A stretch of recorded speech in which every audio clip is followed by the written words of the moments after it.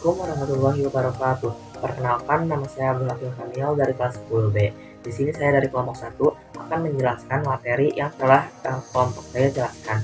Materi yang pertama adalah proses terjadinya erupsi efusif dan eksplosif. Efusif adalah proses erupsi berupa lelehan lava melalui sejumlah retakan yang ada pada tubuh gunung api. Biasanya efusif akan terjadi apabila magma yang terkandung dalam gunung api bersifat encer dan kandungan gasnya relatif sedikit. Contoh erupsi efusif adalah Gunung Kilauea di Hawaii. Eksplosif adalah erupsi gunung api yang berupa ledakan dan memuntahkan bahan-bahan piroklastik di samping lelehan lava. Erupsi eksplosif terjadi apabila magma di dalam tubuh gunung api bersifat kental dan memiliki kandungan gas tinggi sehingga tekanannya sangat kuat. Contohnya adalah Gunung Krakatau. Materi yang kedua adalah proses terjadinya daur batu.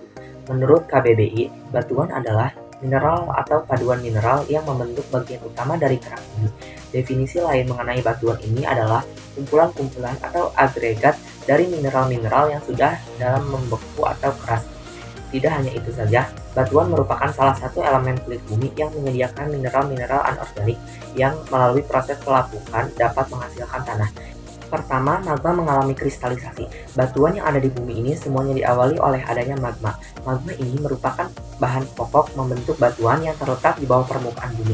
Biasanya magma ini keluar dari gunung berapi. Magma ini mengalami proses kristalisasi, yakni proses pembekuan hingga membentuk sebuah kristal atau mineral. Yang kedua, mengalami proses pengangkatan dan pelapukan. Batuan-batuan beku yang telah terbentuk tersebut, apabila berada di udara terbuka, tentu saja akan mengalami proses pelapukan. Batuan yang mengalami proses pelapukan paling cepat adalah batuan yang membeku di permukaan bumi, sebab terpapar langsung oleh cuaca di bumi baik air hujan maupun panas matahari. Maka dari itu, batuan yang berada di permukaan bumi jelas lebih cepat mengalami pelapukan dibandingkan batuan yang berada di bawah permukaan bumi. Yang ketiga adalah proses erosi. Setelah mengalami proses pengangkatan dan pelapukan, proses selanjutnya adalah erosi. Dalam proses ini, air berperan paling banyak dalam siklus batuan. Air yang mengalir misalnya dari sungai dapat mengangkut material-material pelapukan batu menuju tempat lain. Selain air mengalir, ada juga angin dan gletser yang mampu mengangkut material menuju tempat lain alias berpindah. Yang keempat adalah pengendapan dan pembentukan batuan sedimen. Material-material dari pelapukan batuan beku yang telah terangkut atau berpindah ini lama-kelamaan akan mengendap di suatu tempat dan bertambah menjadi semakin banyak. Berhubung jumlah batuan yang mengendap ini semakin banyak, maka lama-kelamaan batuan juga akan mengeras. Proses itulah yang membentuk sebuah batuan sedimen. Yang kelima adalah proses sedimen berubah menjadi batuan metamorf.